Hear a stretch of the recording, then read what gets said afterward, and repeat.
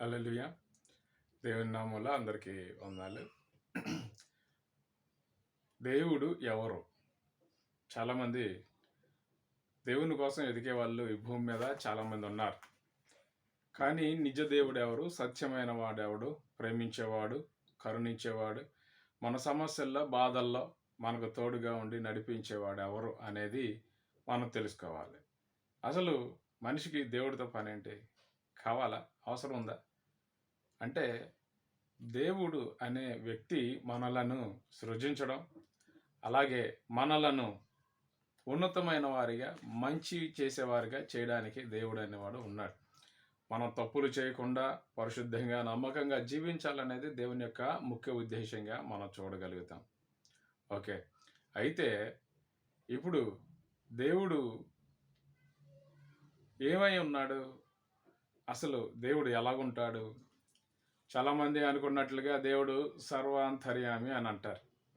అంటే ఏ వస్తువులైనా ఉన్నాడు, ఎక్కడైనా ఉంటాడు అని చెప్పేటువంటి ఒక సిద్ధాంతం. ఇంకా చాలామంది అసలు దేవుడే లేడు, దేవుడు ఉంటే అందరికీ అన్నీ చేయాలి కదా అని అంటారు. మంచిది. అంటే ఎవరి ఉద్దేశాలను బట్టి వారికి ఇవన్నీ ఉంటాయి. కాకపోతే మనకి ఒక ముఖ్యంగా మనం చూద్దాము.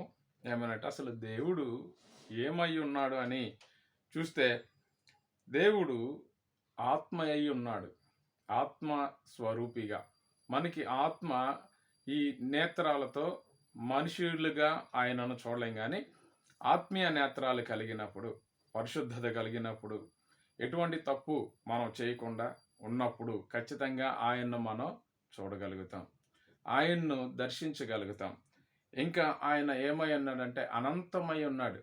ఇక్కడ కొద్దిగా, అక్కడ కొద్దిగా, అక్కడ కొద్దిగా అని లేడు కానీ ప్రపంచమంతా కూడా వ్యాపించి ఉన్నాడు. అనంతమైన దేవుడు. హల్లెలూయా! కాబట్టి దేవుడు ఈ పోలికలో ఉన్నాడు, ఆ పోలికలో ఉన్నాడని చెప్పడానికి సాధ్యం అవ్వదు కానీ దేవుడు అనంతమై ఉన్నాడనేది మాత్రం చెప్పడానికి వాస్తవంగా నేను ఈ విషయాన్ని చెప్పగలుగుతాను. అలాగే ఆయన ఎటర్నల్ లైఫ్ అయి ఉన్నాడు. అన్‌చేంజబుల్. ఆయన మార్పు లేని వాడు. మనుషులైనా సరే అప్పుడు మాట ఇచ్చి, ఇప్పుడు మాట ఇచ్చి అలాగని, ఇలాగని కోపం ఉన్నప్పుడు ఒకలాగా, ప్రేమ ఉన్నప్పుడు ఒకలాగా ఆదరించే వారిగా ఉంటారు. కానీ దేవుడు ఆయన మార్పు లేనివాడు. మనసు మారదు. ఖచ్చితంగా ఒకే మనసు కలిగి ఉంటాడు. వారు తప్పు చేసినా, ఒప్పు చేసినా వారిని సరిచేసి మంచి మార్గంలో నడిపించేవాడుగా ఉంటాడు. ఆయన ప్రియులారా ప్రేమ గలవాడు. అన్‌చేంజబుల్, మార్పు లేని వాడుగా మనం చూడగలుగుతాం. దేవుడు కరుణించేవాడై ఉండాలని, నశించిపోతున్న వారిని రక్షించాలని, బాధలో ఉన్న వారిని వారి బాధల నుండి విడిపించాలని కోరుకునే వారిగా మనకి దేవుడు ఉన్నట్టుగా మనం చూడగలుగుతాం. ఇంకా ఆయన జ్ఞాని అయి ఉన్నాడు. సర్వజ్ఞాని. ఈ లోక సర్వ సంపదలు ఆయన వశమై ఉన్నాయి. ఆయన జ్ఞానము చాలా గొప్పదిగా ఉంది. ఇప్పుడు ఈ భూమిని, సర్వ సృష్టిని మనం చూసినప్పుడు ఆయనను వాటిని పరిశోధించి చూసినప్పుడు మనం తెలుసుకోవచ్చు దేవుడు ఎలా ఉన్నాడని. చెట్లను, అలాగే జంతువులను, పక్షులను, జలచరాలను, ఆకాశము, నక్షత్రాలను, సూర్య చంద్రులను వీళ్ళందరినీ చూసినప్పుడు దేవుడు జ్ఞానము ఎటువంటిదో చూడగలుగుతాం. మనుషుల జ్ఞానము దేవుని వెర్రితనంతో సమానం కంటే చాలా తక్కువగా ఉంటుందంట. ఒకవేళ దేవునికి వెర్రితనం ఉంటే గనక. హల్లెలూయా! ఆయన శక్తి గలవాడు. ఇప్పుడు ఆయనకి శక్తి ఎలాగుందనంటే ఆయన మాటలో ఒక అద్భుతమైన శక్తి ఉంది. అది జీవాన్ని ఇస్తుంది, స్వస్థపరుస్తుంది, విడుదలనిస్తుంది, రక్షిస్తుంది, అద్భుతాలు చేస్తుంది. అలాగే దేవుడు పరిశుద్ధమైన వాడు. ఆయన నమ్మదగిన వాడు. చాలా పాపమును ఆయన ఎన్నటికీ ప్రోత్సహించేవాడు కాదు కానీ పాపిని క్షమిస్తాడు, పాపమును ద్వేషించేవాడు. ఆయన పరిశుద్ధుడు. అంటే మనస, వాచ, కర్మణ కూడా ఆయన పరిశుద్ధత కలిగి ఆయన పరిశుద్ధ క్రియలను జరిగించువాడై ఉన్నాడని మనం తెలుసుకోగలుగుతాం. ఆయన న్యాయవంతుడు.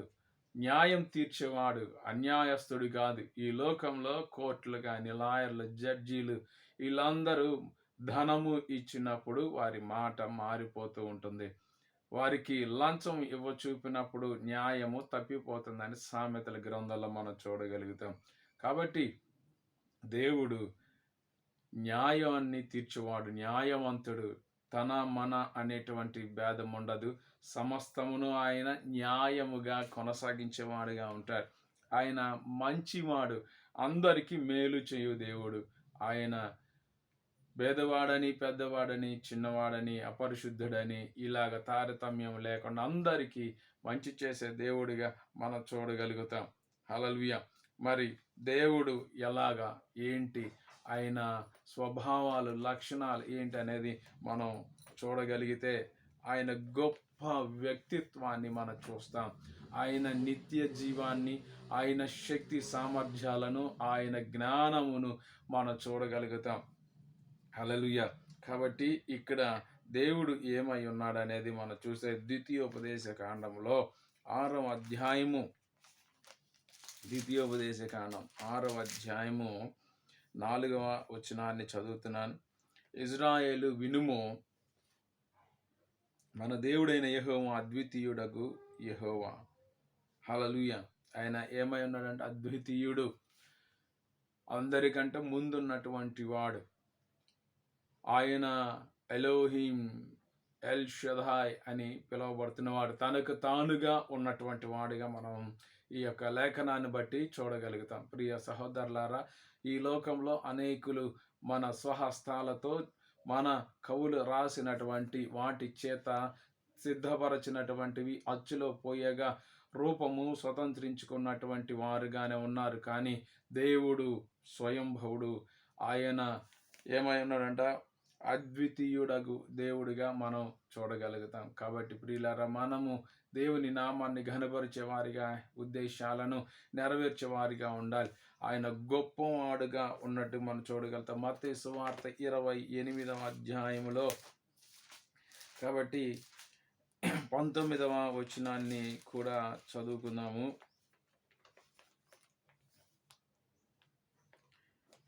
ఆయన చెప్తున్న మాట ఏంటంటే, మీరు వెళ్ళి సమస్త జనులను శిష్యులనుగా చేయుడి. అవును, ఆయన దేవుడు ఒకే వ్యక్తిగా మనం చూడగలుగుతాం. ఎవరికి శిష్యులుగా చేయాలంటే దేవునికి మన కోసం ప్రాణం పెట్టి మరణాన్ని జయించి తిరిగి లేచినటువంటి దేవునికి శిష్యులుగా చేయవలసిన అవసరం ఉంది. హల్లెలూయా. ఇక్కడ మనం చెప్పగలగాల్సిన పరిస్థితి ఏంటంటే పరిశుద్ధత ఎన్నటన్నిటికీ కూడా కలిగి ఉండాలి. మన ఆలోచన, చూపుల్లోనూ, తలంపుల్లోనూ ప్రతి విధమైనటువంటి విషయాలలో మనం పరిశుద్ధత కలిగి జీవించాలనేది దేవుని ఉద్దేశం. కాబట్టి ప్రియులారా, సహోదరులారా, మనము పరిశుద్ధంగా, నమ్మకంగా జీవించే వారిగా మార్చబడాలి. ఈ ప్రతిరోజు మనం పరిశుద్ధత కలిగి జీవించాలి. మనం మాట్లాడే మాటను బట్టి, మనం మాట్లాడే పరిస్థితులను బట్టి మన చంచలమైన మనసు కాకుండా పరిశుద్ధమైన మనసుతో దేవుణ్ణి ఘనపరిచే వారిగా, ఆయన ఉద్దేశాన్ని నెరవేర్చే వారిగా మనము మారాలి. హల్లెలూయా. ఇంకా దేవుడు ఏమై ఉన్నాడనేది, ఆయన ఎలాగున్నాడనేది ఆదికాండము 1వ అధ్యాయము 26వ వాక్యంలో మనం చూడగలుగుతాము. ఏమనంటే, దేవుడు మన స్వరూపమందు మన పోలిక చొప్పున నరులను చేయుదము. ఇక్కడ ట్రినిటీ గురించి చెప్పబడుతుంది. దేవుడు అద్వితీయుడగు దేవుడు అని చెప్పాము. ఆయనకు శిష్యులుగా ఉండాలని చెప్తున్నాం. ఆయన ఒక్కడై ఉన్నాడని. హల్లెలూయా. ఇక్కడ మనం చూడగలుగుతున్నాం, దేవుడు మన స్వరూపమందు మన పోలిక చొప్పున నరులను, అంటే తండ్రి, కుమార, పరిశుద్ధాత్ముడు ముగ్గురు కలిసి ఉన్నారని, ఏకమై ఉన్నారని ఈ యొక్క మాటను బట్టి మనం చూడగలుగుతాం. హల్లెలూయా. 2వ కొరింథీయులకు రాసిన పత్రికలో 13వ అధ్యాయము మనకి ఈ యొక్క మాటలను తేటతెల్లం చేయబోతున్నాయి. మనకున్నటువంటి అజ్ఞానాన్ని మనం విడిచిపెట్టేవారిగా, దేవుని ఉద్దేశాలను నెరవేర్చేవారిగా మనం మారాలనేది దేవుని యొక్క ముఖ్య ఉద్దేశమై ఉంది. 14వ వచనంలో చెప్తున్నాడు, ప్రభువైన యేసుక్రీస్తు కృపయు దేవుని ప్రేమయు పరిశుద్ధాత్మ సహవాసము మీకు తోడయ్యుండునుగాక. అంటే ముగ్గురు ఉన్నట్టుగా చూస్తాము, కానీ ముగ్గురు కలిసి ఒకరై ఉన్నారని ఈ యొక్క లేఖనాన్ని బట్టి మనం తెలుసుకుంటాం. హల్లెలూయా. దేవుడు ఆత్మయై ఉన్నాడు. అలాగే రెండవదిగా ఆయన సర్వవ్యాప్తి గల దేవుడిగా మనం చూడగలుగుతాం. ఇంకా ఎటర్నల్ గాడ్, ఆయన అద్భుతం చేయవాడు, మన మార్పు లేని దేవుడు, జ్ఞాని, సర్వజ్ఞాని అయి ఉన్నాడు, శక్తిమంతుడై ఉన్నాడు. మనం చూడగలుగుతాం, సముద్రము ఊవెత్తున ఎగసిపడే అలలు ముందుకు వస్తూ ఉంటాయి, కానీ ఎక్కడికి ఆగిపోతాయి అనంటే ఒడ్డుకు వచ్చినప్పటికీ తన తరంగం అంతా కూడా అలలన్నీ కూడా అణచబడతా ఉంటాయి. ఇసుకను పొలిమేరగా ఏర్పరచిన వాడు ఆయనే. యేసు ఒక్కడే రక్షకుడు, ఒక్కడే. కాబట్టి ఆయన శక్తిమంతుడు, పరిశుద్ధుడు. ఆయన పాపమును క్షమించడు గాని పాపిని క్షమిస్తాడు, పాపమును ద్వేషిస్తాడు. పాపము చేసే ప్రతి మనిషిని క్షమిస్తాడు. ఈ పాపమును ప్రభు ద్వేషించేవాడుగా ఉన్నాడు. కాబట్టి మనలో ఎటువంటి పాపం ఉన్నా, చెడు తలంపులు, చెడు ఆలోచన, చెడు మాటలు, మనం చెడు శరీర క్రియలను జరిగించిన వాడిని క్షమిస్తాడు. ప్రభువా, నేను పాపిని, నన్ను క్షమించు, నన్ను పరిశుద్ధపరచు, నువ్వు పరిశుద్ధమైన దేవుడవు కదా, నన్ను పరిశుద్ధపరచు, నీలాగా నన్ను మార్చివే అన్నప్పుడు ప్రభు ఖచ్చితంగా పరిశుద్ధతలోనికి నడిపిస్తాడు. తన పరిశుద్ధతను మనకి అనుగ్రహించే దేవుడిగా ఉన్నాడని మనం చూడగలుగుతాం. అలాగే ఆయన న్యాయాన్ని జరిగించేవాడు. మనము అన్యాయంగా తీర్పులు తీర్చవచ్చు, కానీ దేవుడు న్యాయాన్ని మాత్రమే తీరుస్తాడు.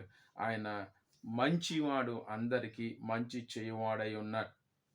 హల్లెలూయా. ఇక్కడ మనకి కొన్ని మాటలను మనం చూడగలుగుతాం. ఏమని చెప్తున్నాడు అని అంటే, మత్తయి సువార్తలో 5వ అధ్యాయము 48వ మాటను చూస్తే, ఇక్కడ కొన్ని ఎటర్నిటీకి, ట్రినిటీకి కొన్ని మాటలను మనకి ఇక్కడ చూపించడం జరుగుతూ ఉంటుంది. మీరు పరలోకపు తండ్రి, మీ పరలోకపు తండ్రి పూర్ణుడు, పరిపూర్ణుడు గనుక మీరును పరిపూర్ణులుగా ఉండాలి. అన్ని విషయాల్లో మన పరిపూర్ణతను సాధించాలి. ఆలోచనలోను మన దేవుడు తెలివిగలవాడు, శక్తి గలవాడు, పరిశుద్ధుడు, న్యాయాన్ని జరిగించేవాడు, మార్పు లేనివాడు, కలిగినటువంటి ఇన్ని గుణలక్షణాలు కలిగి ఉన్నటువంటి దేవుడిగా ఉన్న మనం కూడా ఈ గుణ లక్షణాలను కలిగి ఉన్నప్పుడు దేవుడు అద్భుత కార్యాలను మన పట్ల జరిగిస్తాడు.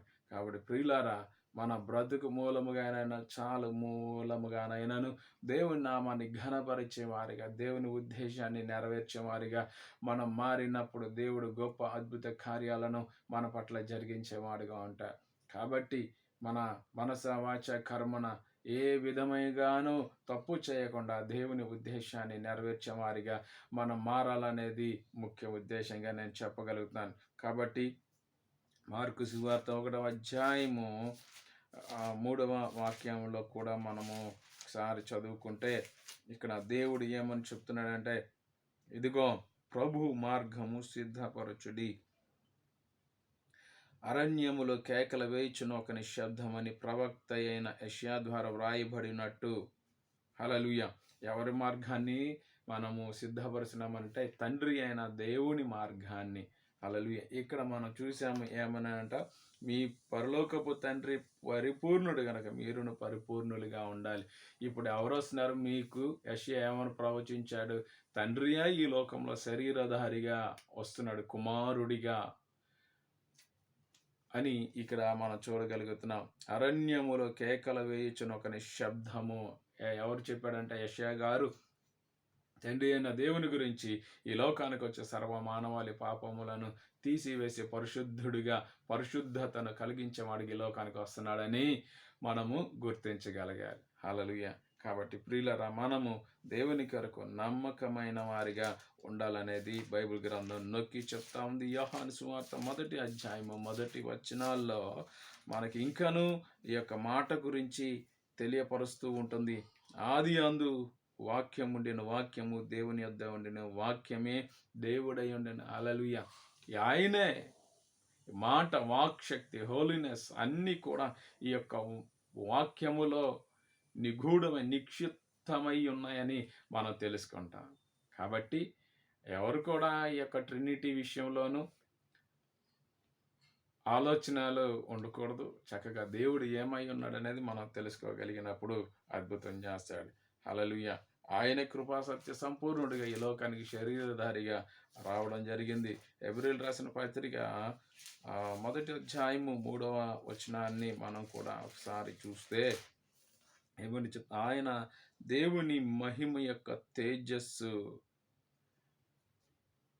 ప్రతిబింబము అని కింద చెప్తున్నాడు. తేజస్సు అంటే ప్రతిబింబము. దేవుని యొక్క తేజస్సు యేసు ప్రభువారు కుమారుడిగా ఆయన యొక్క ప్రతిబింబంగా ఈ లోకంలోనికి రావడం జరిగింది. ఆయనే మన కొరకు మనము పొందిన శిక్షలను, మనం చేసిన పాపం నుండి విడుదల ప్రకటించడానికి ఈ యొక్క పాప శరీరములో రక్త మాంసములు గలవాడిగా ఈ లోకంలో జన్మించడం జరిగింది. ప్రియులారా, కాబట్టి మనం పరిశుద్ధత కలిగి జీవించాలి. ఆయన పరిపూర్ణుడు. మనం కూడా పరిపూర్ణులుగా మారి దేవుని నామాన్ని ఘనపరిచే వారిగా ఉండటం ఎంతో ముఖ్యమైన విషయంగా నేను చెప్పగలుగుతున్నా.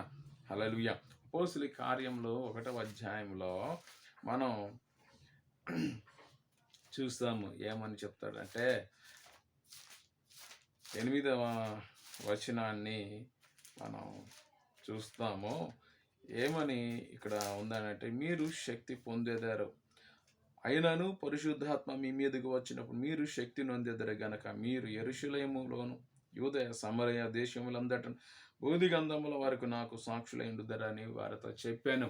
ఎవరికి చెప్తున్నా? శిష్యులకి చెప్తున్నాడు. నాకు శిష్యులు అయి ఉంటారు. ఎక్కడ వరకు అంటే భూమి ఎక్కడ వరకు వ్యాపించి ఉందో, నీరు కాకుండా ఉన్న ప్రాంతము, పొడి నేల అంతా 3/4 అంతా కూడా వ్యాపించి ఉన్న పొడి నేల అంతా కూడా మనుషులు ఉన్న ప్రతి చోట కూడా వెళ్ళి ఆయనకు సాక్ష్యాన్ని చెప్పాలి. నిజ దేవుని గురించి, ఆయన పరిపూర్ణత గురించి, ఆయన జ్ఞానము గురించి, ఆయన శక్తి గురించి, ఆయన సామర్థ్యము గురించి, ఆయన తీర్పుల గురించి అందరికీ తెలియపరిచినప్పుడు వారు పాపమును విడిచిపెట్టి పరిశుద్ధతలోనికి రావడం జరుగుతూ ఉంటుంది. కాబట్టి పరిశుద్ధాత్మతో మనం నింపబడాలనేది ముఖ్య ఉద్దేశంగా మనం చూడగలుగుతాం. ప్రియులారా, దేవుడు సంపూర్ణుడు. కాబట్టి మనము కూడా సంపూర్ణతలోనికి నడిపించేవాడు దేవుడై ఉన్నాడు. హల్లెలూయా! ఆయన చాలా అద్భుతాలు చేసేటువంటి వాడు. ఎవరైతే నమ్మి వస్తారో వారిని ఆయన పక్షముగా సంపూర్ణంగా విడుదల ప్రకటిస్తాడు. సంపూర్ణంగా స్వస్థపరుస్తాడు. తమకున్నటువంటి ప్రతి బలహీనతల నుండి పరిపూర్ణతలోనికి నడిపించేవాడిగా ఉన్నాడు. హల్లెలూయా! కాబట్టి మనం ఆయనను ఆరాధించేటప్పుడు ఆయన సంపూర్ణుడు కాబట్టి మనం కూడా సంపూర్ణులుగా మారాలి.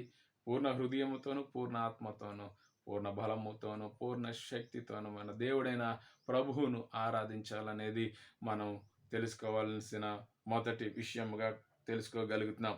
అసలు దేవుడు ఏంటి, ఆయనకున్న గుణలక్షణాలు ఏంటి అనేది దాన్ని కూడా మనం చూద్దాము. యెషయా గ్రంథం 40వ అధ్యాయంలో 12వ వాక్యాన్ని మనం చూసాం. ఆయనకున్న లక్షణాలు ఏనంట. యెషయా గ్రంథం 40వ అధ్యాయం 12వ వచనం. తన పొడిసిటిలో జలములను కొలిచిన వాడెవడు? జానతో ఆకాశములను కొలిచిన వాడెవడు? భూమిలోని మన్ను కొలపాత్రలో ఉంచిన వాడెవడు? త్రాసుతో పర్వతములను తూచిన వాడెవడు? తూనిక చేత కొండలను తూచిన వాడెవడు? హల్లెలూయా! దిస్ ఈజ్ ఆయన సామర్థ్యము. హిజ్ అ పవర్, విజ్డమ్, గుడ్నెస్. పరిశుద్ధత లేకుండా మనం ఏది చేయలేం. చూసారా, తన దోసెలతో జలములను కొలిచాడంట. జాన పెట్టి ఆకాశం, ఈ కొన నుండి ఆ కొన. ఇప్పటి వరకు నాకు తెలిసి ఏ శాస్త్రవేత్త కూడా ఇంత పరిమాణం ఉంది అని చెప్పిన దాఖలాలు లేవని నేను హృదయపూర్వకంగా నమ్ముతున్నా. అలాగే ఇక్కడ చెప్తున్నాడు, భూమిలోని మన్ను కొలపాత్రలో మనకు సైంట్ అలాగే ల్యాబుల్లో చూస్తాం, ఒక కప్స్లో పెట్టి మట్టిని ఇలాగా పోసినప్పుడు దిగుతూ ఉంటాయి. అయిపోగానే మరలా తిప్పి పెడతారు. మరలా అందులో ఉన్న భూమి కిందకి ఇలా వస్తూ ఉంటుంది మట్టి. ఇలాగా భూమిని పాత్రలో దాచిన గొప్ప దేవుడిగా మనం చూడగలుగుతాం. హల్లెలూయా! ఎవరికి సాధ్యమనంటే ప్రభు అయిన దేవునికే సాధ్యము. ఆయన పరిశుద్ధుడు కాబట్టి, ఆయన సర్వవ్యాప్తి అయినటువంటి వాడు కాబట్టి ఆయనకే సాధ్యము అని మనం చెప్పగలుగుతాం. ఇది ఆయన యొక్క గుణ లక్షణాలను సూచించేవిగా ఉన్నాయి. త్రాసుతో పర్వతములను తూచినవాడు. మనం కొండెక్కడానికే చాలా బాధపడతా ఉంటాం. అనేక కొండలున్నాయి, అనేక శిఖరాలున్నాయి. ఇవన్నిటినంట ఆయన త్రాసులో పెట్టి తూస్తాడంట. ఎంత బరువు ఉందో ఏంటో ఈజీగా చెప్పగల దేవుడు. హల్లెలూయా! ఇంకా తూనిక చేత కొండలను తూచిన వాడెవడు? కొండలు, గుట్టలున్నాయి. అవన్నీ కూడా తూనిక రాళ్ళు పెట్టి మనం కూరగాయలు ఎలాగైతే కొనుక్కోగలుగుతామో అవి కూడా ఇలాగ చేయబడతాయని మనం చూడగలుగుతాం. Hallelujah! This is a God unchangeable wisdom power. ఆయనకున్న శక్తి సామర్థ్యాలను మనం ఇక్కడ చూడగలుగుతాం. కాబట్టి ప్రియులారా, మన దేవుడు పరిశుద్ధుడు, విడిపించగల శక్తి సామర్థ్యాలు కలిగిన వాడు కాబట్టి మనము ఆయనను స్తుతించి ఆరాధించి ఆయన నామాన్ని గణపరిచే వారిగా మనం ఉండాలి. హల్లెలూయా! ఇంకా 40:22 వాక్యాన్ని కూడా చూస్తే, ఆయన భూమండలము మీద ఆసీనుడై ఉన్నాడు, దాని నివాసులు మిడతల వలె కనిపించున్నారు. ఒకడు తెరను విప్పినట్టు ఆయన ఆకాశ వైశాల్యమును వ్యాపింపజేయను. ఒకడు గుడారం వేసినట్లు ఆయన దానిని నివాస స్థలముగా ఏర్పరచెను. Inhabitants are like grasshoppers to him. ఆయనకి మిడతల్లాగా ప్రతి ఒక్కరిని నేను అదే ఆలోచిస్తూ ఉంటా. ఆయన కంటికి దాగగలిగిన వాడు ఎవడు? ఎవరు కూడా దాగల. ఇంత చిన్న వారిగా కనిపిస్తూ ఉంటాం. ఆయన ప్రతి ఒక్కరి యొక్క చర్యలను ఎరిగి ఉన్నటువంటి దేవుడు. ఆయన గొప్ప వ్యక్తిత్వం కలిగినటువంటి వాడు. పరిశీలనగా మనలందరినీ కనిపెట్టి చూస్తూ ఉంటాడు. ఒక తల్లి తన బిడ్డలను ఎంత పరిశీలనగా పరిశుద్ధంగా చూసుకుంటూ ఉంటుందో అలాగే మన ప్రభు అయిన దేవుడు కూడా మనలను అంతే కేర్ తీసుకొని మనకి ఆయన సమస్తమును సమకూర్చేవాడిగా ఉన్నట్టుగా మనం చూడగలుగుతాం. ఆయన కంటికి మనం మిడతల వలె ఉన్నాం. హల్లెలూయా! ఇంకా చెప్తున్నారు 23వ వచనాన్ని కూడా, రాజులను ఆయన లేకుండా చేయను, భూమి యొక్క న్యాయాధిపతులు మాయా స్వరూపములుగా చేయను. మాయా స్వరూపం brings princes to nothing, makes rulers of హ్యాంపిటైన్స్. లేకుండా చేసేస్తాడంట. పూర్తిగా మాయా స్వరూపములుగా తీసేసి ఉంచేవాడు. ప్రతి ఒక్క విషయంలో నీతి న్యాయములను జరిగించే దేవుడిగా మనం చూడగలుగుతాం. కాబట్టి ఇది మన యొక్క దేవుని యొక్క గుణ లక్షణాలు. ఇంకా చెప్పుకోవాలంటే అనేకం ఉంటాయి మన దేవుని గురించి. కాబట్టి ప్రియులారా, పరిశుద్ధమైన వారిగా మనం జీవించటానికి, ఆయన నామాన్ని గణపరచటానికి ఆయన పరిపూర్ణుడు కాబట్టి మనం కూడా పరిపూర్ణతలో నడవటానికి మనం ఇష్టపడితే ప్రభు అద్భుతం చేస్తాడు. 26వ వచనాన్ని కూడా చదువుకుందాం. మీ కన్నులు పైకెత్తి చూడుడి, వీటిని ఎవడు సృజించెను? వీటి లెక్క చొప్పున వీటి సమూహములను బయలుదేరజేసి వీటన్నిటిని పేర్లు పెట్టి పిలిచువాడే కదా. తన అధిక శక్తి చేతను తనకు కలిగి ఉన్న బలాతిశయము చేతను ఆయన ఒక్కటి అయినను విడిచిపెట్టాడు. హల్లెలూయా! పైన ఆకాశ నక్షత్రాలను చూచిన, అలాగే సూర్య చంద్రులను చూచినప్పటికీ, ఆకాశ వైశాల్యములను ఆయన పరిచినటువంటి పరిస్థితులను చూసినప్పటికీ, వాటికి పేర్లు పెట్టి చూసినప్పటికీ ఆయన లక్షణాలను మనము తెలుసుకోగలుగుతాం. కాబట్టి ఆయన గొప్ప గుణ లక్షణాలు. ఆయన ఏమై ఉన్నాడు? Is a great God. Hallelujah! Is no one like him. ఆయన వంటి వాడు ఎవరు లేరు. ఆయన ఒక్కడే సర్వోన్నతమైన దేవుడు, ఆది సంభూతుడైనటువంటి వాడు, ఆది అంతమైనటువంటి వాడు, అల్ఫా ఒమేగా అని మనం చెప్పుకోగలుగుతున్నాం. కాబట్టి ప్రియులారా, దేవుని యొక్క గుణ లక్షణాలను మనం తెలుసుకున్నప్పుడు ఆయన ఏమై ఉన్నాడో తెలుస్తుంది, ఆయన ఎలాంటి వాడో తెలుస్తుంది. అప్పుడు ఈ యొక్క అపవాదుల నుండి మనం రక్షించగలుగుతాం. మన యొక్క పరిశుద్ధతను ఇంకను నమ్మకంగా ముందుకు కొనసాగించగలిగిన వారిగా మనం మారుతాం. కాబట్టి దేవుని నామాన్ని ఘనపరిచే వారిగా ఉందాం. అలాగే దేవుని ఉద్దేశాన్ని నెరవేర్చే వారిగా మనం మారుదాం. హల్లెలూయా. ఇంకొక పాయింట్లోనికి మనం వెళ్ళబోతున్నాం. ఇది చాలా శ్రేష్టమైనదిగా, ముఖ్యమైనదిగా మనం చూడగలుగుతున్నాం. దేవుడు ఎందుకు మనలను సృజించాడు? మనత అవసరం ఏంటి దేవునికి? మనలను సృజించాల్సిన అవసరం ఏముంది చెప్పండి? మనకి భూమి మీద మనుషులుండాలి అని సృజించాల్సిన అవసరం దేవునికి ఏమొచ్చింది అనంటే, బైబిల్ గ్రంథం ఒక సమాధానం చెప్తుంది ప్రియులారా. అది ఏమనంటే, యెషయా గ్రంథం 43వ అధ్యాయంలో 6, 7 వచనాలను మనము ఒకసారి పరిశీలన చేయడానికి ప్రయత్నం చేద్దాం. యెషయా గ్రంథం 43వ అధ్యాయము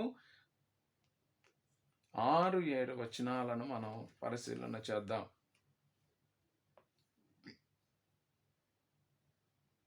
ఇక్కడ అప్పగింపు అనే ఉత్తర దిక్కునకు ఆజ్ఞ ఇచ్చెను, బిగబట్టవదని దక్షిణ దిక్కునకు ఆజ్ఞ ఇచ్చెను. దూరము నుండి నా కుమారులను, బూదిగంతముల నుండి నా కుమార్తెలను తెప్పించుము. నా మహిమ నిమిత్తము నేను సృజించిన వారిని, నా నామము పెట్టబడిన వారినందరినీ తెప్పించుము. నేనే వారిని కలుగచేసి తిని, వారిని పుట్టించిన వాడను నేనే. ఎందుకు, ఏంటి అని మనం చూడగలిగితే ఈ యొక్క ఇంపార్టెంట్ మాట ఏంటంట, నా నిమిత్తము నేను వారిని సృజించి తిని. Hallelujah. What a beautiful word. నా నిమిత్తము నేను వారిని, నా నామము పెట్టబడిన వారందరినీ, నేనే వారిని కలగజేసి తిని, వారిని పుట్టించిన వాడను నేనే. ఆయన కోసము మనుషులను సృష్టించడం జరిగింది. Why did he created us? Because he wants us. మన కోసం, ఆయన కోసం మనలను సృష్టించడం జరిగింది. ఆయన మహిమను ఘనపరుచు నిమిత్తం, ఆయన శక్తి ఏంటి, ఆయన పరిశుద్ధత ఏంటి, ఆయనకున్నటువంటి గుణలక్షణాలు ఏంటో మనలో ఇమిడింప చేసి, వారికిలాగా మనం మారినప్పుడు ఆయన యొక్క మహిమను మన ద్వారా పొందడానికి ఆయన ఇష్టపడతా ఉన్నాడు. మనల్ని ఎందుకు చేశాడంట? ఆయన మహిమ నిమిత్తము, నా మహిమ నిమిత్తమే. Hallelujah. This is the most important అనమాట. దేవునిని మహిమపరచడం కోసం మానవులను భూమి మీద సృష్టించడం జరిగింది. ఈ ఎలాగ మహిమపరచాలనంట, మనం పరిపూర్ణులుగా మారి ఏ పాపము కలంకము అంటకుండా పరిశుద్ధంగా జీవించాలి.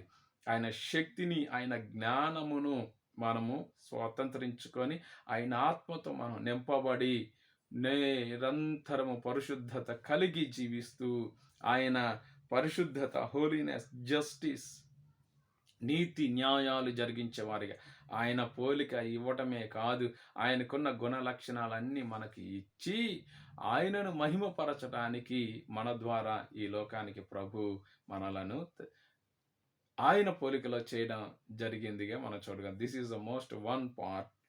ఇంకొకటి మనం చూస్తాం, ఎందుకని ఇజ్రాయేలును ప్రభు కోరుకున్నాడు, ఎన్నుకున్నాడు అని మనం చూస్తే, ఇజ్రాయేలు వారి జాతి గురించి ప్రపంచం అంతా కూడా అనేక మాటలను చెప్తూ ఉంటుంది. ఇక్కడ మనం బైబిల్ గ్రంథం నుండి కొన్ని మాటలను తెలుసుకోవడానికి ఇష్టపడతాము. యెషయా గ్రంథం 49వ అధ్యాయము 3వ వాక్యాన్ని ఒకసారి చూద్దాం.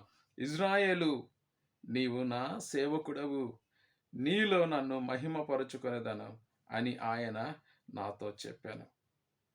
ఎందుకు మహిమపరుచుకోవడానికి? ఇప్పుడు ఫస్ట్ నుండి కూడా దేవుడు మనుషులను చూసి చేసింది ఎందుకనంటే, దేవుని నామాన్ని మహిమపరచుకోవడానికే. మొదటగా మనం చూసింది దేవుణ్ణి మనం మహిమపరచడానికి ఆయన పోలికలో, ఆయన జ్ఞానము చొప్పున, ఆయనకు ఇవ్వబడిన శక్తి సామర్థ్యాల చొప్పున, ఆయనకు కలిగి ఉన్నటువంటి పరిశుద్ధత చొప్పున మనల్ని ఈ లోకానికి పంపించి ఆయనను మహిమపరచడానికి.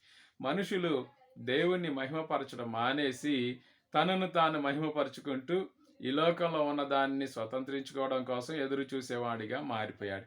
కాకపోతే దేవుడు ఒక జాతిని, ఒక జనాంగమును మార్చుకోవడానికి కోరుకొని ఉండటం ద్వారా ఆయన నోవాహు ద్వారా చూశారు, కానీ నోవాహు పిల్లలు కూడా తప్పు చేయటంతో పాపం విస్తరించింది.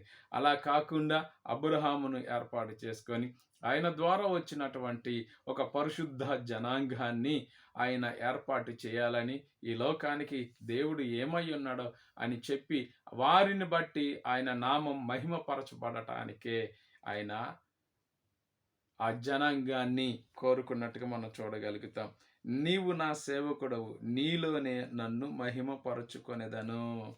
నీలో ఆయనలో ఏం చేస్తాడంట? మహిమపరుచుకుంటాడంట ప్రభు. హల్లెలూయా. కాబట్టి ఎవరైతే ఆయనకు లోబడి పరిశుద్ధంగా నమ్మకంగా జీవిస్తారో వారిలో దేవుని మహిమపరుస్తాడు.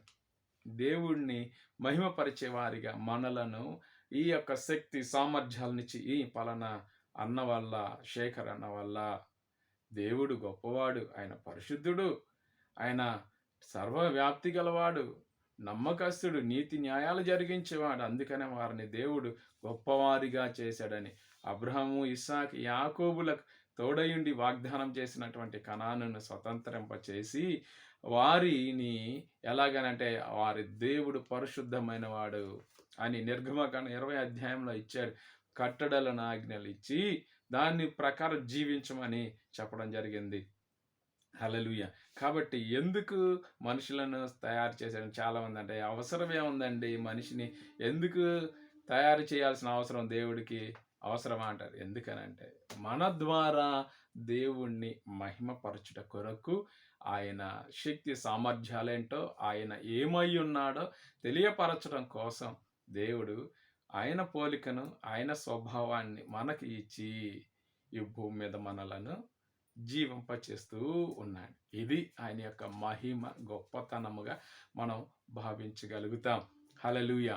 కాబట్టి ప్రతి మనిషి తెలుసుకోవాలి, మనిషి ఎందుకు పుట్టాడనంటే దేవుని నామాన్ని మహిమపరచుట కొరకే అని మనం గుర్తించగలిగినప్పుడు ఖచ్చితముగా దేవుడు మన పట్ల అద్భుతమైన ఆశ్చర్య కార్యాలను జరిగించేవాడిగా ఉన్నాడని మనం గుర్తించగలుగుతాం. హల్లెలూయా. నీలో నాలో దేవుణ్ణి మహిమపరచుకోవడానికే ప్రభు మనలను సృష్టించాడు. Is the so beautiful word. Hallelujah. శేఖతారమ షందరబ. హల్లెలూయా. ఎందుకనంటే మనలో మహిమపరచబడాలి. ఆ సర్వ సృష్టికర్త అయిన దేవుడు మనలో మహిమపరచబడాలి. ఆ శక్తిమంతుడైనటువంటి దేవుడు కలుగునుగా కానీ చెప్పి ఒక్క మాట ద్వారా సర్వమును సృజించినటువంటి దేవుణ్ణి మనతో కూడా మహిమపరచబడటానికి మనలను కోరుకొని అన్నాడు. కాబట్టి మనం పరిశుద్ధంగా నమ్మకంగా జీవించగలిగినప్పుడు దేవుడు మనలో అద్భుత కార్యాన్ని సృష్టిస్తాడు. చాలామంది ఈ యొక్క మాటను గ్రహించక ఈ లోకంలో తిరుగుతూ తమ దేహములను పాపములోనికి, అనేక రకాలైనటువంటి కీడులోనికి, దుష్టిలోనికి నెట్టివేయబడుతూ ఉంటారు. అందుకనే చాలామంది సమాధానం ఉండదు, నెమ్మది ఉండదు, కుటుంబంలో అసమాధానం, అప్పులు, భయంకరమైనటువంటి శోధన, ఎవరు మాట వినకపోయేటువంటి పరిస్థితులు ఇవన్నీ ఉండటం ద్వారా వారు ఈ లోకాన్ని విడిచి వెళ్ళిపోవాలనుకుంటారు. కానీ మనిషిని సృజించినందుకు పరమార్థం ఏంటంటే సృష్టికర్త అయిన దేవుణ్ణి కనుగొని ఆయనను మహిమపరచట నిమిత్తమే మనలను భూమి మీద సృష్టించడం, ఆయన పోలికని ఇవ్వడం జరిగింది. What beautiful great God.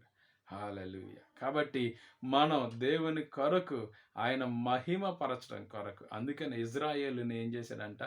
వారిలో దేవుడు నన్ను మహిమపరచుకోవడానికే ఇజ్రాయేలును ప్రభు చూస్ చేసుకున్నాడు. ఈరోజు పాలస్తీనాలు 50 బాంబులు, 5,000 బాంబులు ఒక్కసారి వేసినప్పటికీ ఇజ్రాయేలు ఇప్పుడు పాలస్తీనాలో ఉన్నటువంటి హమాస్ ఉగ్రవాదులను ఏరి పారేసి ఎవరు లేకుండా దానికి సంబంధించిన పునాదులను రేళ్లతో సహా పీకి వేస్తూ ఉన్నారు. హల్లెలూయా. ఇవన్నీ శక్తి సామర్థ్యాలు, జ్ఞానము, వారి టెక్నాలజీ ఇంత ఎవరయ్యా కారణం అంటే దేవుడే వారికి ఇవ్వటం జరిగింది. నువ్వు కూడా దేవుణ్ణి పూర్ణ హృదయంతో అనుసరించడానికి నువ్వు ప్రయత్నిస్తే దేవుడు నీతో కూడా ఇటువంటి గొప్ప సామర్థ్యాలనిచ్చి నీ ద్వారా ఆయన నామాన్ని మహిమపరచుకోవడానికి ఆయన ఇష్టపడడానికి రెడీగా ఉన్నాడు. హల్లెలూయా. హల్లెలూయా. ఇంకా ఎందుకు ఇజ్రాయేల్ ప్రజలను ఆయన ఈజిప్టు నుండి ఐగుప్తు నుండి విడిపించడానికి ఇష్టపడ్డాడు అని మనం చూస్తే బైబిల్ గ్రంథం 106వ కీర్తనలో 7-8 వచనాలు చెప్తున్నాయి. ఏమని చెప్తున్నాయంటే, ఐగుప్తులో మీ పితరులు నీ అద్భుతములను గ్రహింపక యుండిరి, నీ కృపా బాహుల్యమును జ్ఞాపకమునకు తెచ్చుకొనక యుండిరి. ఏంటంటే ఐగుప్తులో దేవుడు ఎవరో మర్చిపోయినటువంటి ప్రజలుగా మారిపోయారు. కాబట్టి ప్రభు ఏం చేస్తున్నాడంటే, మీ పితరులు నీ అద్భుతములను గ్రహింపక ఉన్నారు. ఆయన ఎవరో మర్చిపోయారు. అక్కడ దొరికే కాకరకాయలు, కీకరకాయలు, మాంసం తిని దేవుణ్ణి మర్చిపోయినటువంటి వ్యక్తులుగా ఉన్నారు. అందుకేనంట, నీ అద్భుతములు గ్రహింపక యుండిరి, నీ కృపా బాహుల్యమును జ్ఞాపకమునకు తెచ్చుకొనక యుండిరి. హల్లెలూయా. మన శ్రమల కష్టకాలంలో కూడా అప్పుడే దేవుడు గుర్తొస్తాడు. పరిశుద్ధంగా, నమ్మకంగా, సంతోషంగా, హ్యాపీగా ఉన్నప్పుడు దేవుడు గుర్తుగా చూడండి. ప్రభువా అని ప్రార్థన చేసిన తర్వాత దేవుడు వారికి పిల్లల్ని ఇచ్చిన తర్వాత ఏం చేస్తారు తెలుసా? బొట్టు అరికాలకి, అరిచేతికి, తలకి, బొగ్గకి అన్ని పెట్టి అలంకరిస్తారు. దేవుడు ఇవన్నీ పెట్టాలనుకుంటే పుట్టేటప్పుడే పెట్టి ఉంటాడు కదా, పెట్టి భూమి మీద పంపిస్తాడు కదా. దేవునికి తెలీదా ఎలాగ ఉండాలి ఏంటనేది? పిచ్చిమైన మనుషులు. కాబట్టి ఇలాగా ఉండకుండా పరిశుద్ధంగా దేవుడిని ఆరాధించేవారిగా ఉండాలి. అప్పుడు వరకు ఆరాధిస్తారు. దేవుడు ఇచ్చిన తర్వాత ఎక్కడికి తీసుకెళ్తారంటే కొండలకి, గొట్టాలకు తీసుకెళ్ళి వారికి బలులను అర్పించేవారుగా ఉంటారు. ఇందువలన శాపము, కోపము, దేవుని నుండి ఆయన ప్రేమను మనము పొందుకోలేము, ఆశీర్వాదాన్ని పొందుకోలేము. ఈ విధంగా మనకు రావాల్సిన దేవుని దగ్గర నుండి ఆ మహిమను, ఆ యొక్క శక్తి సామర్థ్యాలను, పరిశుద్ధతను మనం కోల్పోయే వారిగా ఉంటాం. కాబట్టి ప్రియులారా, అలాగ ఉండకుండా దేవుని కోసం పరిశుద్ధమైన వారిగా, నమ్మకమైన వారిగా మనం జీవించినట్లయితే దేవుడు గొప్ప అద్భుత కార్యాలను చేస్తాడు. అందుకనే దేవుని అద్భుతాలను గ్రహింపక మారిపోయారు. మనం తెలుసుకోవాలి. ఈరోజు శ్వాసించగలుగుతున్నాం, ఈరోజు మనం ఆయన చలించగలిగి నడవగలుగుతున్నామంటే ఆయన మనలో జీవాన్ని ఉంచడం ద్వారానే మనము బ్రతకగలుగుతున్నాము. ఈ యొక్క దేవుడు గొప్పవాడు, పరిశుద్ధుడు. కాబట్టి మనము దేవుని నామాన్ని గొప్ప చేసేవారిగా, ఆయన అద్భుతాలు మన జీవితంలో అనారోగ్యంతో ఉన్నప్పుడు, అలాగే వ్యాధి బాధలతో ఉన్నప్పుడు, సమస్యలతో ఉన్నప్పుడు, కుటుంబ కలహాలతో ఉన్నప్పుడు దేవుడు ఐక్యపరిచి, సమాధానపరిచి, పరిశుద్ధతనిచ్చి, నీతి న్యాయాలను జరిగించి మనలను ఒక గొప్ప వ్యక్తులుగా చేయడం జరిగింది. కాబట్టి దేవుని ఉద్దేశాల కొరకు ఆయనను వెతికే వారిగా జ్ఞాపకమునకు తెచ్చుకోవాలి. జ్ఞాపకానికి రావాలి. ప్రతి విషయంలో దేవుణ్ణి జ్ఞాపకానికి తెచ్చుకొని జీవించినప్పుడు దేవుడు మనకు అద్భుత కార్యాలను జరిగించేవాడిగా ఉంటాడు. ఇంకా యెహెజ్కేలు గ్రంథంలో మనం 20వ అధ్యాయము 8-9 వచనాలను ఒక్కసారి చదువుకుందాం. అయితే వారు నా మాట విననొలక నా మీద తిరుగుబాటు చేసి తమకిష్టమైన హేయ కృత్యములు చేయుట మానలేదు.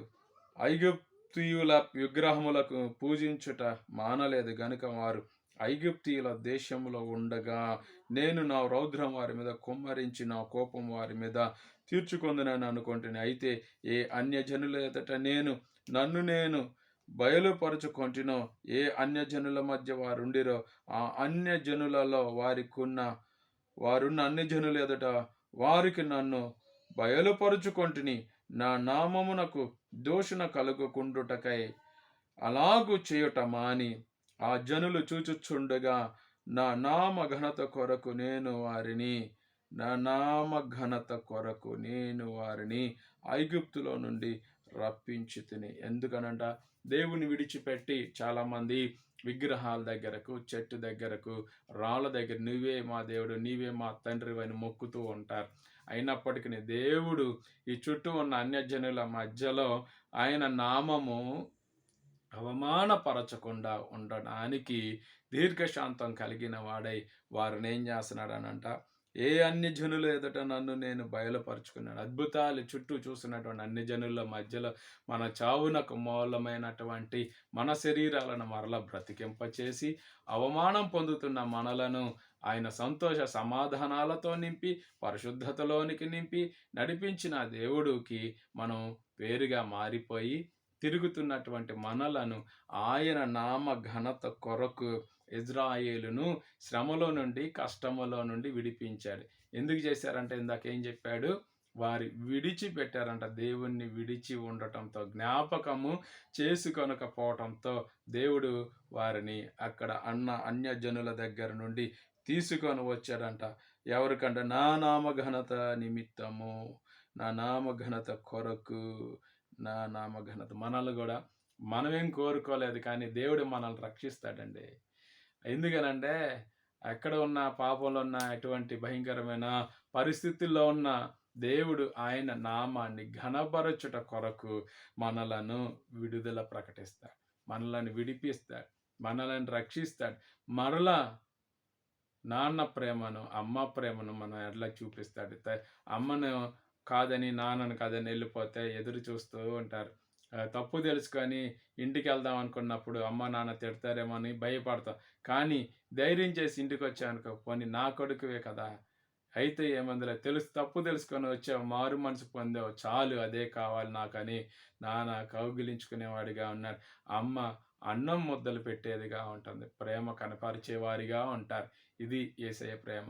ఎంత తప్పు చేసినా సరే మరలా మనలను విడిపించి, రక్షించి, తన ప్రేమను మన ఎడల కనపరచి విమోచించే దేవుడై ఉన్నాడు.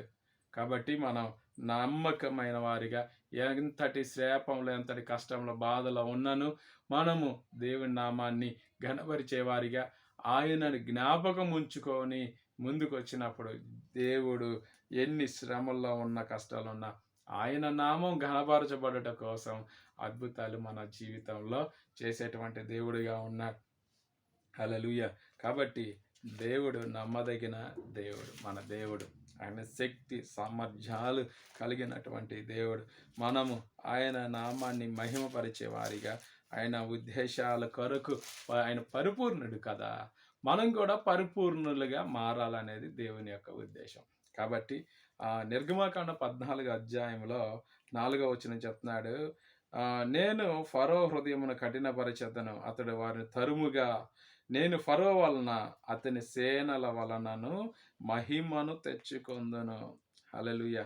ఏం చేశారంట? వారిని తరమడం ద్వారా, వారిని ఇబ్బంది పెట్టడం ద్వారా ప్రపంచానికి చెప్తున్నాడు ఇజ్రాయేలు ద్వారా, వీరి దేవుడు గొప్ప దేవుడు, వీరి దేవుడు శక్తి సామర్థ్యాలు కలిగినటువంటి వాడు, వీరి దేవుడు భూమిలో ఉన్న ఏ దేవుళ్ళు కూడా ఇతనికి సాటి లేరు అని కరాఖండిగా చెప్పగలగడానికి ప్రభు ఏం చేశాడంటే ఇజ్రాయేల్ని తోడుకొని శ్రమ నుండి, కష్టం నుండి విడిపించి ఆయన నామాన్ని ఘనపరచుట కొరకు.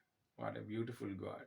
మనలో ఏమీ ఉన్నతమైన స్థితులు గతులు ఏం లేకపోయినప్పటికీ ఆయన నామ ఘనత కొరకే ఈ శ్రమల నుండి, కష్టాల నుండి, బాధల నుండి విడిపించి మనలను ఒక పరిశుద్ధమైన మార్గంలోనికి నడిపిస్తూ ప్రభు మనలను గొప్ప వ్యక్తిగా మార్చేవాడిగా ఉన్నాడు. హల్లెలూయా. ఇజ్రాయేలును కూడా కోరుకుంది. అందుకనే పరిశుద్ధంగా జీవించాలని, దేవుని నామాన్ని మహిమపరచుకోవటం కొరకే దేవుడు ఇజ్రాయేలును కోరుకున్నట్టుగా మనం చూడగలుగుతాం. హల్లెలూయా. అలాగే దేవుడు ఎందుకు ఇతరుల నుండి, బాధింపుల నుండి, ఇతరుల దాడుల నుండి ప్రజలను ఎందుకు కాపాడుతాడనేది కూడా మనం చూద్దాం. రాజుల 2వ గ్రంథములో 19వ అధ్యాయము, రాజుల 2వ గ్రంథం 19వ అధ్యాయం 34వ వచనాన్ని కూడా ఎందుకు దేవుడు చెప్తాడు? నా నామము నిమిత్తము, నా సేవకుడైన దావీదు నిమిత్తము నేను ఈ పట్టణమును కాపాడుతాను. ఏం చేస్తాడంట ప్రభు? ఆయన నామము నిమిత్తము మనలను కాపాడేవాడిగా ఉన్నాడు. హల్లెలూయా. హల్లెలూయా. ఆయన నామం కొరకే మనలను కాపాడతాం. మనం నశించుకోవడం దేవునికి ఇష్టం లేదు. మనము తప్పిపోయి అక్రమంగా వక్ర మార్గాల్లో నశించిపోవటం, ఉరివేసుకోవడం, నీళ్ళలో దూకి చచ్చిపోవడం ఇలాంటివి దేవునికి ఇష్టం ఉండదు. దేవుడు రక్షించి వారికి నెమ్మది, నీతి న్యాయాలు, సమాధానము, మంచి హృదయము, ప్రేమ కలిగినది, కష్టాల బాధలన్నీ తీసివేసి ప్రభు ఏం చేస్తాడంటే మంచి వారిగా ఆయన నామం నిమిత్తమే మనలను మరలా ఈ లోకానికి ఒక మంచి పరిశుద్ధతలోనికి నడిపించే దేవుడై ఉన్నాడు. కాబట్టి ఆయన గుణలక్షణం ఏంటంటే ఎందుకంటే ఆయన నామాన్ని మహిమపరచుకోవడం. మనం పరిశుద్ధంగా పాపం లేని వారిగా ఏ తప్పు చేయని వారిగా మన దేవుడు పరిపూర్ణుడు. కాబట్టి మనం కూడా ఈ భూమి మీద ఆయన పోలికలో చేయబడిన మనం పరిపూర్ణులుగా జీవించి ఆయన నామాన్ని ఘనపరచాలనేదే దేవుని యొక్క ఉద్దేశం. అందుకనే ఏది చేసినా మన జీవితాలలో ఆయన నామము ఘనపరచటం కొరకే, ఆయన నామం నిమిత్తం కొరకే మనలను తన పోలికిచ్చి తనకున్న గుణ లక్షణాలు ఇచ్చి మనలను జీవింపచేస్తున్నాడు. మనం తప్పిపోయినా తొలగిపోయినా పాపంలోను అక్రమంగా జీవించిన వాటన్నిటిని తీసివేసి మనకు కలిగిన మాలిన్యం అంతటిని కడిగివేసి మనలను మరలా పరిశుద్ధతలోనికి నడిపించే దేవుడు ఎవరైనా ఉన్నాడంటే ఆయనే ప్రభు అయిన యేసుక్రీస్తుగా మనం చూడగలుగుతాం. హల్లెలూయా. యెహెజ్కేలు గ్రంథంలో 36వ అధ్యాయము, యెహెజ్కేలు గ్రంథం 36వ అధ్యాయము 22 వచనాన్ని నుండి చదువుకుందాం. కాబట్టి ఇజ్రాయేలునకు ఈ మాట ప్రకటన చేయము. ప్రభువు యెహోవా సెలవిచ్చినదేమనగా, ఇజ్రాయేలులారా, మీ నిమిత్తము కాదు గాని అన్య జనులలో మీ చేత దూషణనందు నా నామము పరిశుద్ధ నామము నిమిత్తము నేను చేయబోవు దానిని చేయుదును. నా పరిశుద్ధ నామము నిమిత్తము. హల్లెలూయా. ఆయనకి ఫస్ట్లో మనం చెప్పుకున్న ఆయన పరిశుద్ధుడు, హోలీ, హీఈస్ హోలీనెస్ కలిగి ఉన్నవాడు, పరిశుద్ధుడిగా ఉన్నటువంటి. అందుకనే ఆ పరిశుద్ధ నామము అపవిత్రపరచబడకుండా ఉండడం కొరకు ఆయన దూషణ నొందకుండా, మన ద్వారా దేవుని నామం దూషణ నొందకుండా ఉండడం కొరకు ఆయన ఈ మాటలు చెప్తా ఉన్నాడు. మనలను రక్షిస్తాడు. అన్యజనుల మధ్య మీరు దూషించిన నా ఘనమైన నామమును నేను పరిశుద్ధపరతును. ఘనమైన నామాన్ని ఏం చేస్తాం? మన క్రియలను బట్టి ఆయన నామాన్ని అపవిత్రపరిచాం. మన మాటలు, మన చేష్టలు, చాలామంది మన ప్రవర్తనల ద్వారా ఒక్కొక్కసారి తొందరపాట్ల ద్వారా మనము దేవుని నామాన్ని అపవిత్రపరుస్తాం, అవమానపరుస్తాం. కాబట్టి ఇవి కూడా మన యొక్క స్పృహలో ఉంటూ పరిశుద్ధాత్మతో నింపబడుతూ ఆయన హస్తముతో మనం నడిపించబడుతున్నప్పుడు ఖచ్చితంగా మనం ఆయన నామాన్ని ఘనపరిచేవారిగా ఉంటాం. పరిశుద్ధపరిచే వారి ఎదుట మీ యందును నన్ను నేను పరిశుద్ధపరచుకును, వారి ఎదుట మీ యందు నన్ను పరిశుద్ధపరచుకొనగా. హల్లెలూయా. నేను ప్రభువగు యెహోవానని తెలుసుకుంటారు. హల్లెలూయా. షకతరమ షందర. మనం పరిశుద్ధంగా నడిచామనుకోండి, గత కాలంలో పాపంలో ఉన్నాం, తప్పు చేసేవారిగా ఉన్నాం, అబద్ధాలు చేసేవారిగా ఉన్నాం, మోసం చేసేవారిగా, వ్యభిచారులుగా, లంచగొండులుగా ఇలాగున్నాం. ఎప్పుడైతే దేవుడు దర్శించి మన పాపములను క్షమించి మనలను నీతి న్యాయాలు జరిగించేవాడిగా మార్చాడో అప్పుడు మనం ఏం చేస్తామంట? ఖచ్చితంగా దేవుడు నా ఘనమైన నామమును పరిశుద్ధపరచుకుందను, మీ యందు నేను నన్ను పరిశుద్ధపరచుకుంటాను. మనలో ఆయన పరిశుద్ధతను పెట్టి మనలను పరిశుద్ధపరచి ఆయన పరిశుద్ధుడు అని ఈ లోకానికి చాటి చెప్పేవారిగా మార్చివేస్తాడు. కాబట్టి ప్రియులారా, మన దేవుడు పరిశుద్ధుడు, పరిపూర్ణుడు. మనం కూడా పరిపూర్ణతలోనికి ఉండాలి. పరిపూర్ణులుగా ఆలోచనల్లోనూ, తలంపుల్లోనూ, మాటల్లోనూ, మన ప్రవర్తన, పూర్తి ప్రవర్తన అంతటిలోనూ మనం పరిపూర్ణులుగా మారాలి. మన దేవుడు పరిపూర్ణుడు. ఏమంటున్నాడంట? మార్పు లేనివాడు. మన మాట మార్పు చేస్తూ ఉంటాం, అబద్ధాలు ఆడతాం, మోసం చేస్తూ ఉంటాం, దొంగతనాలు చేస్తూ ఉంటాం. కానీ మన దేవుడు మార్పు లేనివాడు, మాట ఇస్తే నెరవేర్చేవాడు, తప్పు చేసేవాడు కాదు, క్షమించేవాడు, రక్షించేవాడు, ప్రేమించేవాడు, దీర్ఘశాంతం కలిగినవాడు, దయ చూపించేవాడు, మంచివాడు. ఇటువంటి గుణ లక్షణాలు. జ్ఞాన సంపూర్ణుడు. ఈ లోకాన్ని ఆలోచన చేస్తే దేవునికి ఉన్న జ్ఞానం ఎట్టిదో మనకు అర్థమవుతుంది. కాబట్టి ప్రియులారా, దేవుడు మనలో ఆయనను పరిశుద్ధపరచుకుంటాడు. మనలో దేవుడు అద్భుత కార్యాలను జరిగించేవాడిగా ఉంటాడు. యెషయా గ్రంథంలో 48వ అధ్యాయం, యెషయా గ్రంథం 48వ అధ్యాయము 9 నుండి చదువుకుంటే, నేను నిన్ను నిర్మూలము చేయకుండానట్లు నా నామమును బట్టి నా కోపమును మానుకొనుచున్నాను. హల్లెలూయా. చూసారా, దేవుని కోపం ఎంతసేపు అండి. ఆయన నామం కొరకే మనలను ఆయన నిర్మూలము చేయకున్నాడు. ఆయన నామమును బట్టి నా కోపమును మానుకొంచును. ఆయన నెమ్మది గలవాడు, దీర్ఘశాంతుడు అని చెప్పుకున్నట్టుగా ఆయన పరిశుద్ధుడు కాబట్టి మన మీద ఆయన ఎంతో కనికరాన్ని, ఎంతో నెమ్మది గల మనసును, ప్రేమను చూపించి ఆయన నామమును బట్టి నా కీర్తి నిమిత్తము, మన దేవుని యొక్క కీర్తి నిమిత్తము నీ విషయంలో నన్ను బిగబట్టుకొనుచున్నాను. నేను నిన్ను పుటము వేసి తిని వెండి వేసినట్లు కాదు, ఇబ్బంది కొలిమిలో. అవును, దేవుడు ఏం చేస్తాడంటే మనల్ని పుటము వేసి మనకున్నటువంటి సమస్యల నుండి, పాపముల నుండి, శాపముల నుండి మరలా నీతిమంతులుగా ఆయన పోలికలోనికి వస్తాం. ఆయన కింద పడింది అనుకోండి, బింది కానీ ఏదైనా వస్తువు సొట్టబడుతుంది. దాన్ని చేయాలంటే, దాన్ని మరలా పాత రూపానికి తీసుకురావాలంటే కొట్టాలి. అప్పుడు మరలా పాత రూపం వస్తుంది. దేవుడు కూడా అంతే, మనకున్న పాపమును అలాగే దేవునికి వ్యతిరేకమైనటువంటి లక్షణాలు, గుణ లక్షణాలను తీసివేయడానికి ప్రభు ఏం చేస్తాడంటే ఇబ్బంది కొలిమిలో మనలను పుటము వేస్తాడు. కాబట్టి బాధపడద్దు. ఇబ్బందులు ఉన్నాయని, కష్టాలు ఉన్నాయని, బాధలు ఉన్నాయని శ్రమ పడవద్దు. దేవుడు దాని నుండి విడిపిస్తాడు. దేవుడు ఇంకా ఎందుకు మనలను సృజించాడు అనేది ఈ యొక్క వర్తమానంలో కంప్లీట్ చేసుకుందాము. యోహాను సువార్త 17వ అధ్యాయము 4వ వచనాన్ని కూడా 17:4లో చెప్తున్నాడు.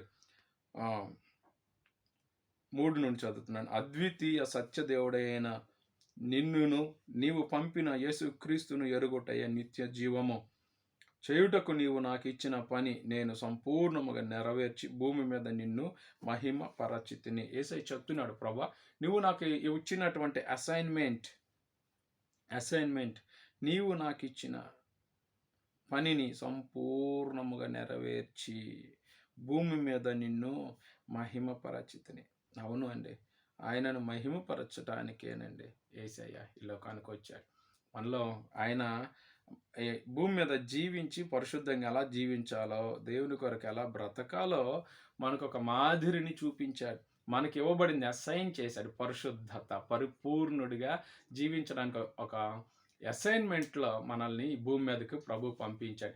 ఈ అసైన్మెంట్ని మనం కంప్లీట్ చేయగలగాలి. కాబట్టి నీవు నాకు ఇచ్చిన పనిని నేను సంపూర్ణముగా నెరవేర్చి భూమి మీద నిన్ను మహిమ పరచితిని. అవును, భూమి మీద దేవుని నామాన్ని మహిమ పరచడానికి.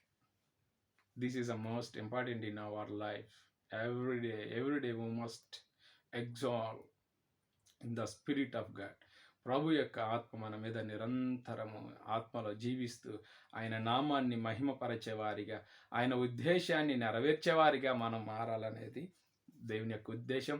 అంతేకాకుండా మన ద్వారా మనకివ్వబడిన ఈ పనిని మనం కంప్లీట్ చేసేవారిగా ఉండాలనేది దేవునికి ఉద్దేశం. అందుకనే ప్రభు మనకి ఈ లోకంలో మనలను ఆయన పోలికిచ్చి, ఆయన రూపం ఇచ్చి, ఆయన గుణ లక్షణాలు ఇచ్చి భూమి మీదకు పంపించడం జరిగింది. ఎఫెసీయులకు రాసిన పత్రిక 1వ అధ్యాయంలో కూడా మనం చూస్తాము.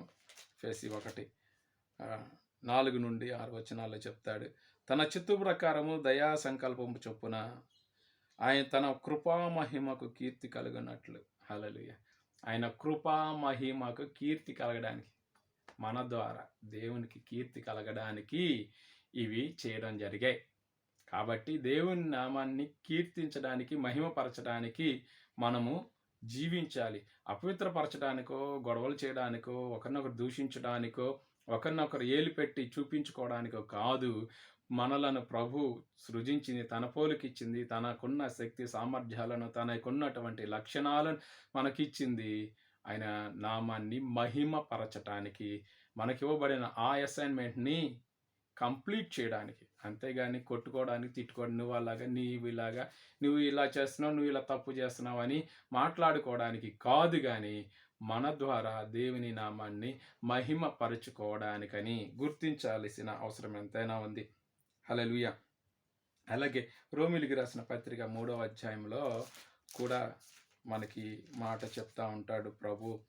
అపోస్తలుడైన పౌలు గారి ద్వారా ఈ మాట రాయించడం జరిగింది. 25, 26 వచనాల్లో మనకు చెప్తున్న, పూర్వము చేయబడిన పాపములను దేవుడు తన ఓరిమి వలన ఉపేక్షించినందున ఆయన తన నీతిని కనపరచవలని క్రీస్తు యేసు రక్తమందలి విశ్వాసము ద్వారా ఆయనను కరుణాధారముగా బయలుపరచును. దేవుడు అప్పటి కాలము తన నీతిని కనబరుచు నిమిత్తము తాను నీతిమంతుడును యేసునందు విశ్వాసము గల వారు నీతిమంతులుగా తీర్చువాడిన ఇండుటకు అలాగు చేసిన. హల్లెలూయా! కాబట్టి ప్రభు మనకేం చేస్తున్నారంట, నీతిమంతులుగా తీర్చడానికి యేసు ప్రభు వారి యొక్క రక్తము ద్వారా మనలను పరిపూర్ణతలోనికి నడిపించడానికి ఆయన ఈ లోకానికి మన ద్వారా ఆయన నామం మహిమపరచబడడానికి ఆయన మనలను కోరుకొని ఉన్నాడు.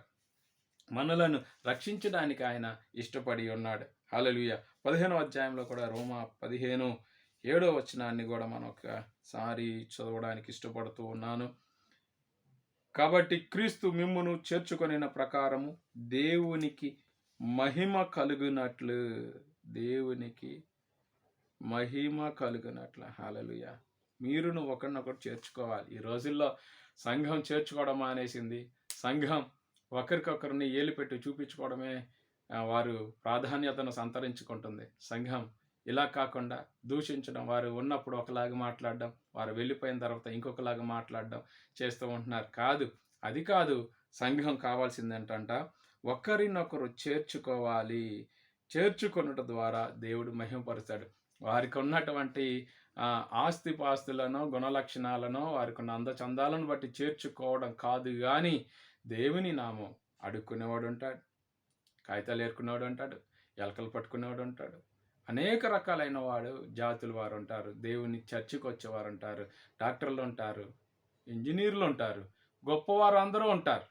కానీ ఏం చేయాలి? అందరికీ సమానంగా అందరినీ ఏకముగా మనం చూసి వారిని ప్రేమించాలి, సంఘంలో చేర్చుకోవాలి, వారికి దేవుని కృప ఏంటో చెప్పాలి, వారి ద్వారా దేవుని మహిమపరచున్నట్లుగా, దేవుని కీర్తి కలుగునట్లుగా మనము ఈ కార్యక్రమాలన్నిటినీ చేసేవారిగా మనం ఉండాలి. హల్లెలూయా! కొరింథీయులకు రాసిన పత్రిక 10వ అధ్యాయంలో, 1 కొరింథీ 10వ అధ్యాయము 31వ వచనాన్ని ఒకసారి మనం చదువుదాం. భోజనము చేసినను పానము చేసినను మీరేమి చేసే సమస్తము దేవుని మహిమ కొరకు చేయాలి. హల్లెలూయా! ఇది కూడా మనకి చాలా ఇంపార్టెంట్. మనము దేవుని నామాన్ని అన్యజనుల మధ్యలో అపవిత్ర చేయుట కొరకు దేవుడు మనలను పంపించలేదు కానీ, మనము గుళ్ళ దగ్గర, అలాగే ఆచార వ్యవహారాలు జరిగిన వాటి దగ్గర మనము వెళ్ళి భోజనం చేయటం ద్వారా దేవుని నామాన్ని మహిమను అవమానపరిచిన వారిగా ఉంటాం. దేవునికి మహిమ కలగనట్లుగా మనం ఉండాలి. బలులను అర్పించుదు దేవునికి కాదు, దెయ్యములకే అర్పించుచున్నారని చెప్పుచాను. మీరు దెయ్యములతో పాలివారొకటి నాకు ఇష్టం లేదు. కాబట్టి దేవుడు పరిశుద్ధుడి గనక మనము దెయ్యముల బల్లలోనిదియు దేవుని బల్లలోనిది పాలు పొందలేం. కాబట్టి ఇలాగ ఉండటం ద్వారా దేవుని నామం అవమానపరచబడుతుందే కానీ మహిమ పరచబడదు. కాబట్టి దేవుని నామాన్ని మహిమపరచబడు నిమిత్తము ఏం చేయాలి? మనం వీటన్నిటికీ దూరంగా ఉంటూ, మన దేవుడు పరిశుద్ధుడు, ఆత్మస్వరూపి అయిన వాడు. కాబట్టి ఆయన ఎటర్నల్ లైఫ్, అలాగే అన్చేంజబుల్ గాడ్, ఆయన నీతి న్యాయాలను జరిగించువాడు, శక్తి గలవాడు, జ్ఞానము గలవాడు, నీతి న్యాయాలను అనుగ్రహించే దేవుడు. కాబట్టి మనం దేవుని కొరకు ఈ గొప్ప కార్యాలను జరిగిస్తూ ఆయన నామాన్ని ఘనపరిచే వారిగా మనం మారినప్పుడు మన జీవితాలలో దేవుడు ఖచ్చితంగా అద్భుతాన్ని చేసేవాడిగా ఉంటాడు. ఫైనల్గా ఏమని చెప్తున్నాడంటే, ఆ దేవుని యొక్క ముఖ్య ఉద్దేశాన్ని ఇక్కడ ప్రకటన గ్రంథంలో చెప్తున్నాడు. 5వ అధ్యాయము 9వ వచనాన్ని చదువుతున్నాను. 5:9లో, ఆ పెద్దలు, నీవు ఆ గ్రంథమందును తీసుకొని దాని ముద్రలు విప్పుటకు యోగ్యుడవు, నువ్వు వధించిన వాడవై వధింపబడిన వాడు, నీ రక్తం ఇచ్చి ప్రతి వంశంలో, ఆయా భాషలు మాట్లాడేవారిలో, ప్రతి ప్రజలను, ప్రతి జనములను, దేవుని కొరకు మనుషులను కొని మా దేవునికి వారిని ఒక రాజ్యముగా, యాజకులనుగా చేసితివి. హల్లెలూయా! ఏంటండి, దేవుడు తన రక్తం ఇచ్చి ప్రాణం ఇచ్చి మనలను సొత్తైన ప్రజలుగా కొన్నాడు. ఏంటంటే ఆయా భాషలు మాట్లాడేవారు, ఆయా వంశముల వారు, ఆ ప్రజల్లోను ప్రతి జనములోను దేవుని కొరకు మనుషులను సంపాదించటమే దేవుని యొక్క ఉద్దేశం. కాబట్టి ప్రియులారా, అబ్రాహాము, నోవాహు, ఆదాము నుండి ప్రభు ఒక పరిశుద్ధమైన జనాంగాన్ని తీసుకురావాలని ఆశపడ్డాడు, కానీ అది వారు సంపూర్తి చేయలేకపోయారు. అందుకనే తన కుమారునైన క్రీస్తుని ఈ లోకానికి పంపించి పరిశుద్ధతలోనికి శక్తి సామర్థ్యాలను ఇచ్చి నడిపించాడు. ఆయన పరిశుద్ధంగా జీవించి తన దేవుని ఎలాగైతే మహిమపరచాడో మనం కూడా ఆ విధంగానే మహిమపరచాలని ప్రభు కోరుకుంటా ఉన్నాడు. అందుకనే ప్రతి ప్రజలో ఈ యొక్క కొత్త అసైన్మెంట్ ఏంటంటే, నూతన నిబంధనలో క్రొత్త నిబంధన కింద వచ్చినటువంటి అసైన్మెంట్ ఏంటంటే, ప్రభు ఈ ఆయా జాతుల్లో, ఆయా భాషల వారు, ఆయా రంగు రుచి మాట్లాడేటువంటి వారిలో ప్రభు ఏం చేస్తున్నాడు, ప్రతి జనము, ప్రతి వంశము, ప్రతి ప్రజలోను దేవుణ్ణి మహిమపరచే వారిని రక్షించుకొని కాపాడుకొని తన రక్తం ఇచ్చి తన ప్రాణం ఇచ్చి విడిపించి పరిశుద్ధంగా పరిపూర్ణులుగా మార్చి ఆయన నామాన్ని మహిమపరచుకోవడానికే ఆయన ఈ అసైన్మెంట్ని తీసుకొచ్చాడు. ఇది క్రొత్త నిబంధన. కాబట్టి ప్రియులారా, ఇది సంపూర్తి చేయబడుతుంది. కాబట్టి మనం కూడా దేవుని కోసం నమ్మకంగా జీవించే వారిగా ఉండాలి. హల్లెలూయా. కాబట్టి మనము సంపూర్ణంగా పరిపూర్ణులుగా ఉండాలి. హల్లెలూయా. 2వ వచనం 21:2లో చెప్పబడుతున్నటువంటి మాటను కూడా ఒకసారి చదువుదాం. మరియు నూతనమైన యెరూషలేమును అను పరిశుద్ధ పట్టణము తన భర్త కొరకు అలంకరింపబడిన పెళ్లి కుమార్తె వలె సిద్ధపరచబడి ఉన్న పరలోకమందున దేవుని యొద్దకు దిగివచ్చుట చూచింది. ఎవరి కోసం అంటే మనందరి కోసము ప్రభు దీనిని సిద్ధపరిచారు. మనందరికీ ఎవరైతే పరిశుద్ధంగా తమ యొక్క జీవితాన్ని కాపాడుకుంటూ వచ్చారో, ఈ అసైన్మెంట్లు ఎవరు సక్సెస్ఫుల్గా వారు కంప్లీట్ చేశారో వారందరికీ దేవుడు ఇచ్చేటువంటి గొప్ప గిఫ్ట్ అది. దేవుని నామాన్ని మహిమపరిచే వారందరినీ ఆయన క్రొత్త ఆకాశం క్రొత్త భూమిలోనికి తీసుకొని వెళ్ళడానికి ఈ యొక్క మనుషులను ఆయన సృజించడం జరిగింది. ఆయనను మహిమపరచడానికి, పరిపూర్ణులుగా ఉండడానికి ప్రభు ఈ అసైన్మెంట్లో మనలను తనతో కూడా పాలుభాగస్తులుగా చేశాడు. కాబట్టి ప్రియులారా, మనిషి ఎందుకు దేవునికి చేశాడు అనే చాలామంది అనుకుంటారు. దానికి ఇది సమాధానంగా చెప్పడం జరిగింది. కాబట్టి మనం దేవుని నామాన్ని మహిమపడదాం, పరిపూర్ణులుగా మారదాం. మన ప్రభు పరిశుద్ధుడు, మనం కూడా అలాగే జీవిద్దాం. ఇటువంటి కృపాధన్యత ప్రభు మనందరికీ అనుగ్రహించును గాక. చిన్న ప్రేయర్. యేసయ్యా వందనాలు, మమ్మలను పరిశుద్ధులుగా మార్చండి అయ్యా. నీ శక్తి సామర్థ్యాలు ఇవ్వండి అయ్యా. నీ గుణ లక్షణాలు మాకు అనుగ్రహించండి. నిన్ను మేము మహిమపరచినట్లుగా నీవు నాయన మాలో మహిమపరచండి, పరిశుద్ధపరచండి నాయన. నీ నామ ఘనత నిమిత్తమే మమ్మలను చేసుకున్నందుకు వందనాలు. గొప్ప కార్యం జరిగించి అంతం వరకు నువ్వు ఇచ్చిన అసైన్మెంట్ని కంప్లీట్ చేసేవారిగా సహాయం చేయమని, కృప దయచేయమని యేసుక్రీస్తు నామములో అడుగుచున్నాం తండ్రి. ఆమేన్. ఆమేన్. కాబట్టి ప్రియులారా, మీ అందరికీ కూడా ఇటువంటి కృపాధన్యత కలగాలని కోరుకుంటూ మీ సహోదరుడు శేఖర్ బాబు. అలాగే ఈ యొక్క ఛానల్ని సబ్స్క్రైబ్ చేసుకోండి, లైక్ చేయండి, షేర్ చేయండి, ఇతరులకు షేర్ చేయండి. అలాగే కామెంట్ చేయండి. మీకు ఏమైనా డౌట్స్ ఉంటే ఖచ్చితంగా మీ యొక్క కొరకు ప్రార్థన చేయడం కూడా జరుగుతుంది. దేవునికి మహిమ కలుగును గాక. ఆమేన్.